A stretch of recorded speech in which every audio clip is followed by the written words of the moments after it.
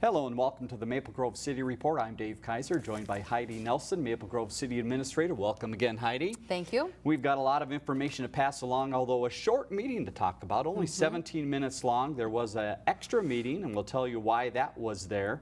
But let's talk about the main meeting first. Sure. And one of the top items that was discussed was the village at Arbor Lakes. Just to keep people up to date, what is the latest there? Yeah, so this was just coming back to approve the resolution that amends for the PUD concept stage and then approves the PUD development stage. So kind of finalizes all their approvals to move forward. There will be a point, the development agreement will come back, but that's really just sort of routine business. It's sort of documenting everything that was agreed to through this process of approving the plan. So you'll see that come back likely on a consent agenda. But this sort of gives them the approvals to move forward, and we should likely see some activity starting on that site here this summer. So nice to have that one kind of through the process and moving forward. Very for good. Sure. We'll keep you up to date on that. Let's talk about election equipment. You've had a little work at City Hall related to equipment. First of all, for those that come in and vote this fall, what does that mean for us? Yeah, so things are going to look a little bit different. In recent years, Hennepin County has changed out a lot of the equipment that's sort of a little bit more behind the scenes, how ballots are processed and whatnot. But this year, they'll be implementing what they're calling an e-poll book. And so I think most folks will remember when you come to the polling place, there's these big, 11 by 17 pages of names and your address and whatnot that everybody, the election judges, page through. Now it'll be done more on an iPad type instrument, and that you'll be checked in that way. So the county put together a bid for this equipment, and then each city gets their allotment and acquires their equipment to support their polling places for all of our precincts. And so you'll see that when you come in. We're going into what might be one of the biggest elections ever, presidential election this year, and anticipate incredibly high voter turnout this fall.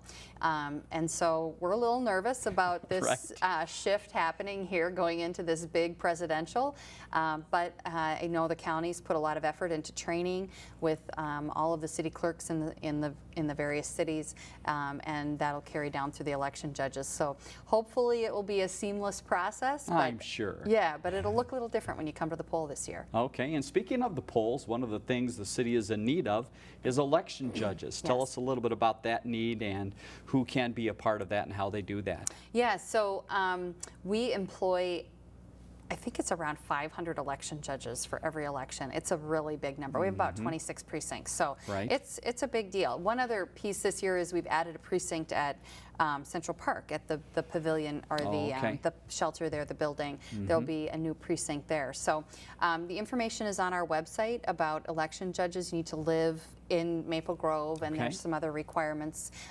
But we really do need people to step up and help out that day. It's kind of a fun process to kind of get to see the inside of the election and be part of the hustle and bustle of Election Day. I love Election Day. I think it's really just a neat time to be around City Hall and see how that process is working. So if you have an interest and it can work with, if you have a real, a regular job, and then this can work out, or if you're retired or you don't have other commitments, certainly something we'd love you to take a look at and see if you can come help out. Just take the day off work, right? Yeah.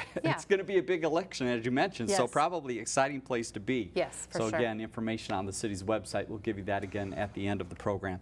Back to more items from the council meeting. We've talked about the JCs a few times in recent shows. Tell us what the latest was here and what happened at this last council meeting. So what came back to the council at this meeting was the findings of fact, and this was based upon the discussion at the last council meeting. So the council reviewed the application for the Northwest Area JCs to expand their charitable gambling operations in Maple Grove, and looked at it against our code language, and the recommendation was to deny the additional locations. So the findings of fact were prepared based upon that discussion, and then this was basically just bringing that back for council approval. We try to do that in a two-step format so that we're taking the input and then preparing the findings. So That one has kind of come to a close then with the approval of this resolution, and they may come back in the future again, noting kind of what some of the requirements are of the ordinance in terms of where the activities are conducted and meetings are held and whatnot. But those were kind of some of the concerns of the council on this one. Okay, very good. Let's talk about some other developments, some that are happening and some that are coming down the pipe. Park Nicollet at the Grove, what is happening there? Yeah, so another medical office building, continuing up in the hospital area. This building will be just kind of across the street from Target, back towards the west, on the corner there. Park Nicollet is moving forward with this project. It'll have different clinic spaces within it. They'll be leasing out some space, some of their own clinic operations there as well, but primarily, kind of a real estate project, and then there'll be room for other medical offices within the building. Really nice architecture, nice medical office building there to kind of finish out that, kind of what's that southeast corner there of the block. So, all right, so nice watch addition. for that construction there. Move back down to the downtown area. A few things that are coming down the pipe would be the Mirabel housing development. That's going to fill in some areas, I understand, by Lifetime? Yeah, just kind of across the street north of Weaver Lake there, or north of Weaver Lake Road. This is a parcel that the city owned, kind of at the corner of Weaver and Norwood Lane there. So the city owned this parcel. We came to an agreement for a purchase agreement. This is Pulte Homes that's doing this one. They haven't received approval for their development project as of yet, but it'll be coming forward to the council in the next few weeks here. So about a 32 unit, kind of a more targeted towards the 55 plus crowd, living kind of a small lot development. So should be a nice product, and be good to get that corner kind of finished up there. So look forward to that one coming forward. And a little further to the south, we've talked a few times about a new child care facility, and it's coming along. Yes, so this is kind of over by the Central Park area, just south of, on the south end of the Sky apartment project, and it's Prestige Preschool. So they'll be taking up that corner there. Nice, building to house the daycare, and then some pretty significant outdoor space that of course would be fenced and have play areas and whatnot that you see at a traditional daycare center. So that one will be coming forward to the council in the next few weeks as well. Okay. Moving over to engineering, Ken Ashfield had a few minutes to talk about his favorite topic, road construction. And of course he mentioned 494. So give us a little 494 update. As we tape this on April 20th, there's some big news coming up this weekend, but for the entire summer as well. Yeah, so some pain this weekend if you need to travel up and down the 494 corridor. 494 will close in both directions late Friday evening. I think it's around the 10 o'clock hour, and be closed until early Monday morning. And the purpose of this closure is to provide, if you'll recall, last summer, we all shifted to one side of the road. Well, this summer we're going to shift to the other side of the road. So traffic will be moved to the southbound lanes, and that allows for the construction to occur in the other side of the corridor. So I think, as of Monday morning, things are going to get a little tougher out there. So think about your traffic, where you're heading out to work and whatnot, which path you choose. It's going to get a little bit more challenging, and we're going to see probably backup similar to what occurred last summer, because we'll have the same kind of restrictions. So big impact this weekend, and then opens up again, but we'll be in that sort of construction phase now till the end of the season. All right, but there is light at the end of the tunnel. There is. It will soon be all those wide open lanes.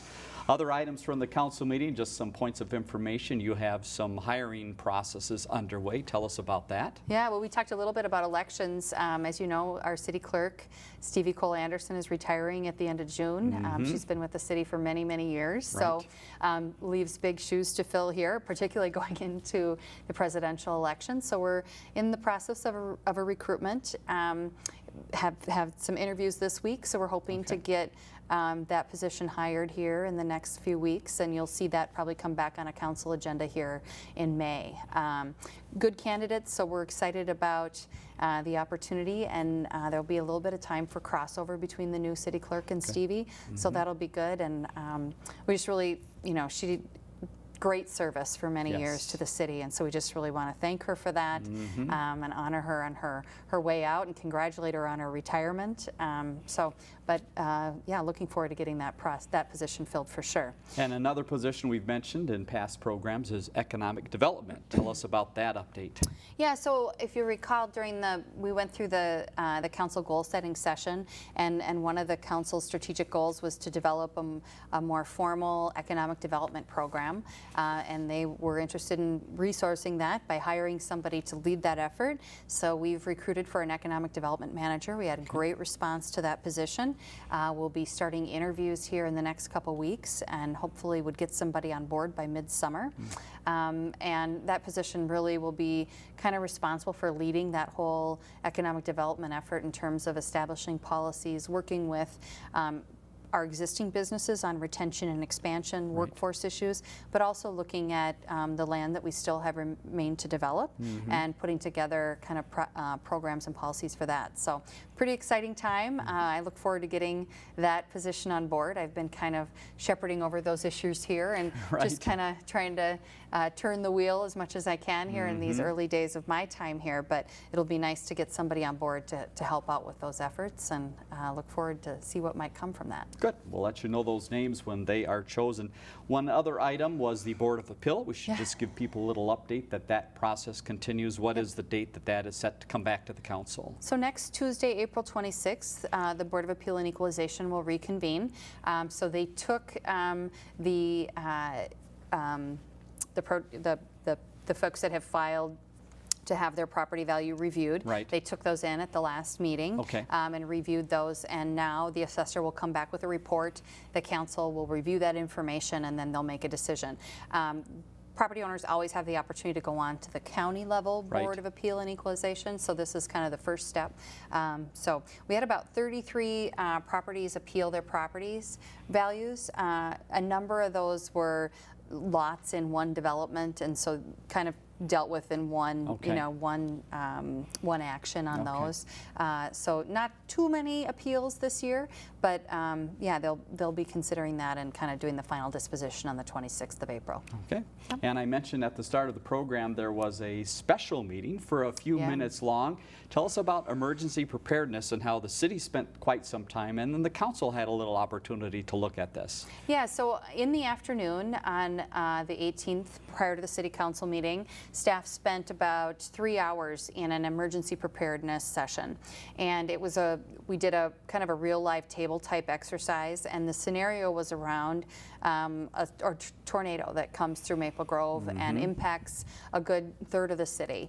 And we chose that exercise because it's probably the most likely scenario that could occur here. You know, we have incidents that come through town, whether it's straight line winds or just a storm with different impacts. It is the most likely threat to Maple Grove. And so wanted to do something that seemed like it was something that we could all relate to, and did a tabletop exercise.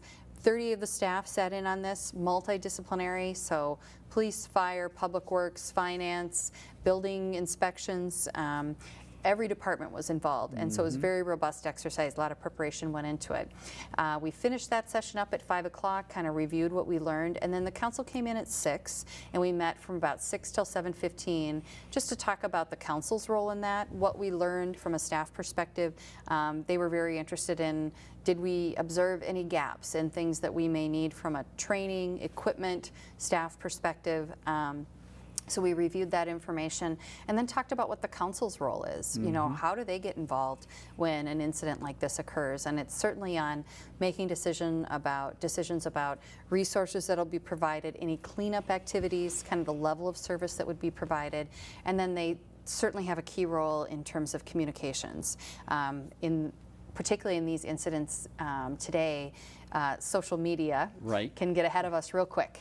And so we have to be really quick about communicating, and if there gets, part of the scenario was that, what if something appeared on social media about the safety of the water system, those kinds of things. How do we deal with that? How do we respond? How do we get ahead of that? So we talked a lot with the council about their role in helping us in communications and sort of everybody having the same message, and how do we formulate that message, and then Right. how do we get it out there. So good exercise. It had been some time since the city sat down in sort of a more formal exercise, and so hopefully we won't have to deal with this kind of a Correct. situation Yes. this year or anytime soon, but I think we feel like we're in a pretty good place to respond if we do. Fantastic. Yeah. Great drill to go through. Yep. So that's an update from the council meeting. Let's move along to some other things happening around town. And speaking of social media, an interesting twist here related to the town green.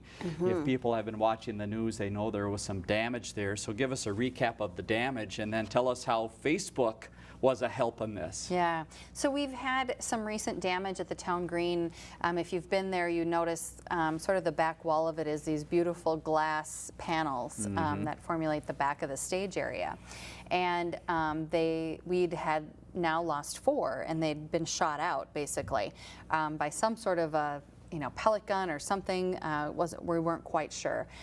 We were able to capture video from the one night of the incident and capture images of the individuals that were there at the scene at the time that this occurred, and capture on video them shooting out the panels. That video was shared on Facebook and had a number of shares, a very large number of shares around the community, and lo and behold, somebody recognized them and arrests were made. And so it's really just a great story about how social media can be of great help when you see these kinds of incidents occur, and Right. and if we're able to capture good video, and we were, and the good news was the video cameras were in a place to capture that. So charges will be made. We'll be seeking restitution for the damage there. Those glass panels are expensive. Yes. And we'll see what happens there. But a real, I guess, thank you to the community. If you aren't connected to the City of Maple Grove's Facebook page or our police department Facebook page, and you are on Facebook, I encourage you to do that. We do share information out there about things happening in the community to try to make you aware, and then sometimes ask for your assistance. Right. Because people know more oftentimes what's going on in their neighborhood, or they see Sure. things that can be of assistance. So thank you to the community for their help with that, and really a good outcome to kind of a bad situation. So Yes, thank very you. good. Let's talk about Maple Grove Parkway, that area, for just a minute to give people an update on construction there. Again, talking about detours, you have to be a little careful there, and also at the Yardway site. Yep. How have things been going in that intersection? Everyone figuring it out? I think so. I think things have gotten a little bit better in terms of people finding a new path, but Maple Grove Parkway, of course, is closed just beyond the Target entrance. Right. And so you can get into Target, but it pretty much stops there, and it'll be closed there for the rest of the season as the 610 project the construction continues. So to access the Yardway site, you come in from the north side, and then you can't proceed south, continue that way on Maple Right. Grove Parkway. So pretty big change there. And we noted that last time we talked about it, that with the school, the high school there, a lot of peak time traffic that happens Yes. where before school and after school, and I think the summer will show a little bit of a break there, but it looks like people have adjusted their patterns a little bit. We're going to continue to monitor, particularly that 3-way stop over by the high school Right. in Fernbrook there, and just make sure if there's something we need to tweak on turning movements or how that intersection is controlled, we'll do that. But just a reminder, if you're coming that way, and we're in yard cleanup season. Yes, we so are.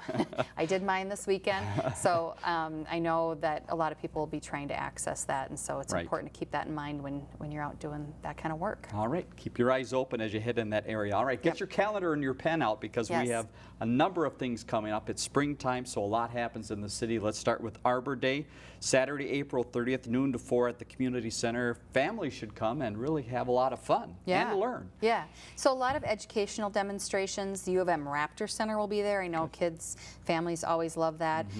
There's Reptile and the Amphibian Zoo that'll be there. Lots of hands-on activities for the kids, giveaways, drawings, those kinds of things. And of course, then we'll have some information there about the city's EAB approach to EAB management.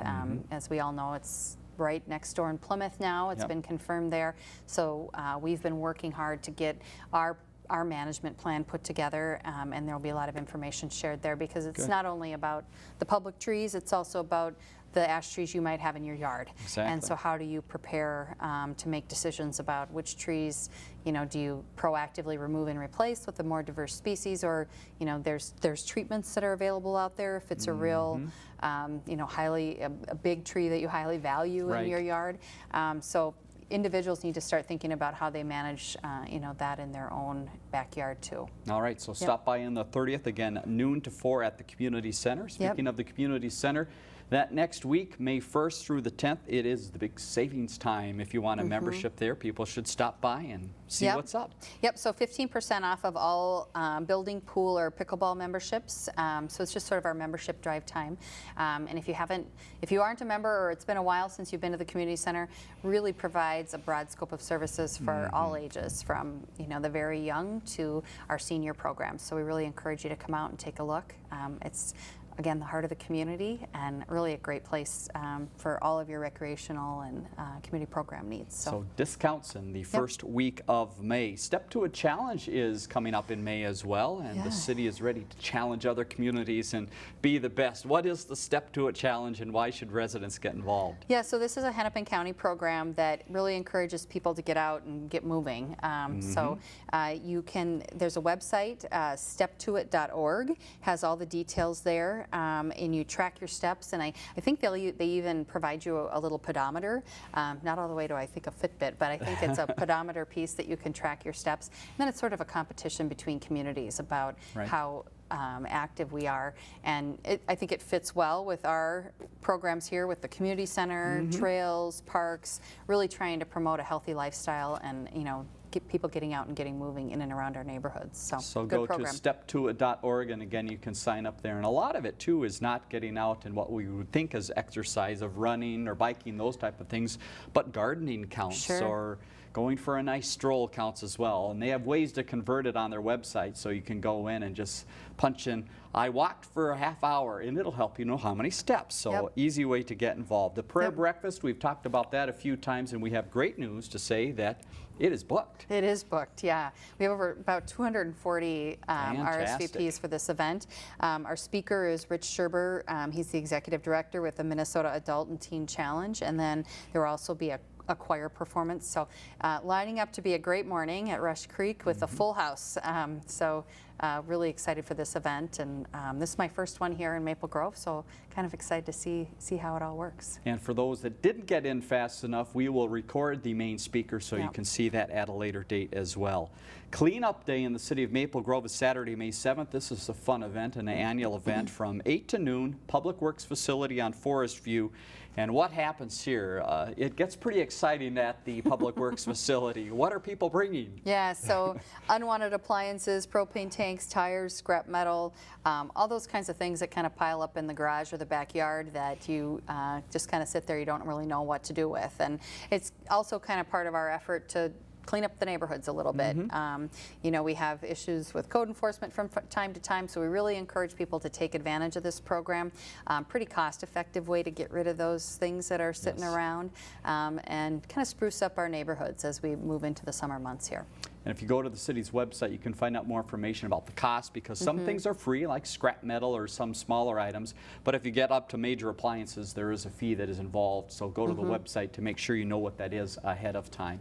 Farmers Market, it's almost that time where it's going to be back outside. And for those that can't wait, how about a sneak preview? And that is on Thursday, May 12th. Where and what happens there? Sure. So this is going to be at the community center inside again. And this they kind of try to bring in some of the vendors that'll be present for the summer and provide a preview of that. There'll be live music, and then some new vendors, and then of course some of the longtime favorites as well. So last time inside, and then we'll move to the outdoors here as we move into May, the end of May and June. So pretty exciting time. But the indoor market, I've been impressed. I've had a chance to go a couple of times, and really a nice range of products. Yes, and even through the winter, there was some fresh vegetable type things there that you could tap into, so that kind of a nice offering that they have there. So the preview is again Thursday the 12th in the afternoon, 3 to 7. Make sure you stop by. There's always a need for volunteers in the city of Maple Grove in many ways, and a couple ways related to nature, tree inventory, and boulevard planting. Give us a quick idea of why you need people to help out there. Yeah, so the tree inventory really deals with just sort of the health of our urban tree canopy, our public trees and private trees, but really focuses a lot on the EAB issue as well. So information available on our website about getting involved with that, and the Arbor Committee kind of shepherds over that. And then the boulevard plantings, 2 planting dates planned, May 18th and May 21st. You can contact Debbie Koss in the Parks and Recreation Department to sign up to be involved with that. But kind of planting those beautiful, annuals in the boulevard that we all enjoy all summer long. So gets to be a part of that. Fun to see the fruits of your labor as the summer moves on. So we'll give you the website again in just a minute so you can jot that down. And again, one more item for your calendar. Let's go to May 31st, end of May. Central Park, there's going to be some fun there. A walk in a way you maybe never heard of before. What are we walking? Sure. So this is the Labyrinth. If you haven't been over to that part of Central Park, really just a neat component of the park.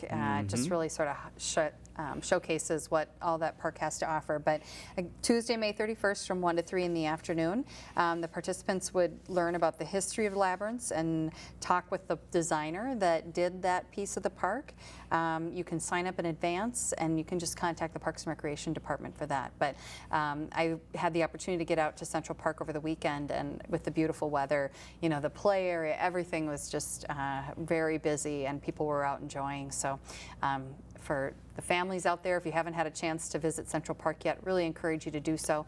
Just a wonderful place to visit during these good weather days. All right, last couple minutes, let's talk about a trip to the Capitol by Heidi. A couple times again, you went down to talk about a few big items in the city of Maple Grove, 610 and the gravel mining area. Give us an update of what's happened in this last week here in the middle of April. Yeah, a couple more hearings on both of our legislative initiatives here.